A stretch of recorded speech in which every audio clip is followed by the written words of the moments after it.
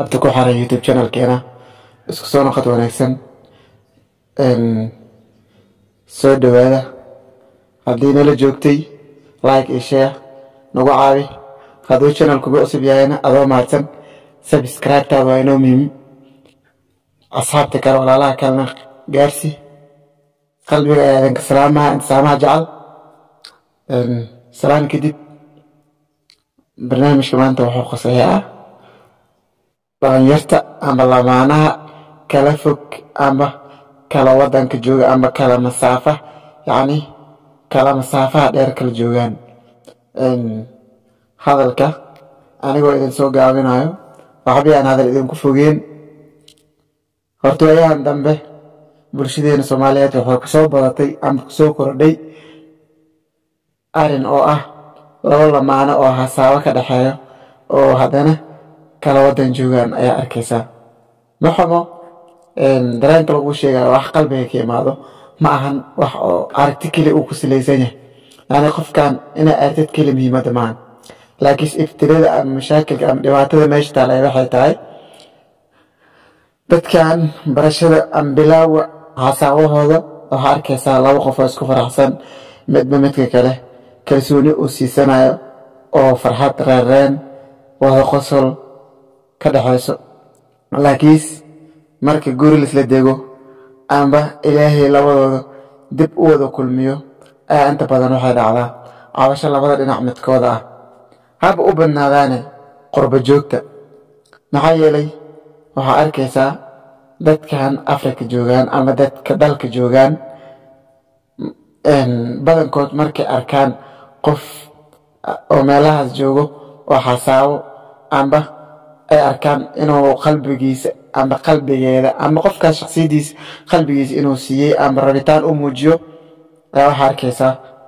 dadkan inay jaanis u arkaan dadka dalka joogo waxay is dhahaan qof qurba jooga ku soo raadsaday baasaboor iyo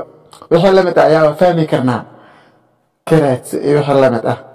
laakiin xaqiiqda saas maahan qofkan bini'aadan adi camal waaye qofku aamino weligaa dhabarka lagama toogto qofkan meeshuu doonaa joogo ha kuu dhowaado ha kaa fogaado qofka haddii marba rabitaan kuu muujiyo ku aamino qalbigiis ku siiye waa ina aadna taas ku ixtiraamtaa marka muhiimadda hadalkayga intaas oo lama jeedo waxaan ka wadaa haba u badnaadaane gabdhaha waxaa arkaysaa qof dibadda jiro sida caadada ahayd gabar hore ayaa loo yiri kunay koodaysaa koobay kala baxdaa laakiinse haddana mar walba anaga ka muslim ahaanta diin dhaqan iimaan akhlaaq ilaahay u dhaliyanahay maadaama diin aynu leenahay waxaa mar walba wanaagsan inaa dhanka daacadnimada dhanka aaminaada aan wax badan ka fahnaa maxaa yeelay gabdhaha dalka joogaan kuwa dibadda ma ahan ayagoo qof xagga kala haasaawayaan ayaa mid kale deriskooda ama xaafadda la degan ayay baranayaan markaasaa qofkii oo waqti juhda dadaal qarash maal waqti wax walba uu ku bixiyey inay wixii oo dhanba waxaa arkaysaa ayagoo waxba ka soo qaadin laaya micna ay u arkaan marka taa ayada ah waxaan idinkaga leeyahay amba idinkaga dhihi lahaa amba idinka dhahayaa aad iyo aad in looga fijignaada wanaagsan ma ficno khiyaanana ay doonta baatay khiyaano waaye sidoo kale rag noocaasna way jiraan gabdho oo ka fog ama gabar dibad joogto waxaasaawaan haddana mid deriska ah ay u arkaan inay haddana hoosta soo gashtaan marka taas ayada waxaan igu leeyahay ama niga dhahayaa daacadnimadu waa shay qaali ah qofkaaga ha kula joogo ha kaa fogaado wax walba haato qofkaaga waaye muhiimadda waa inaa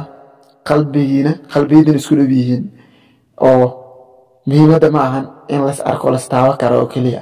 muhiimadda waa inaa qalbiyada lasaga dhowaada saas si lamid ah waxaa idin leeyahay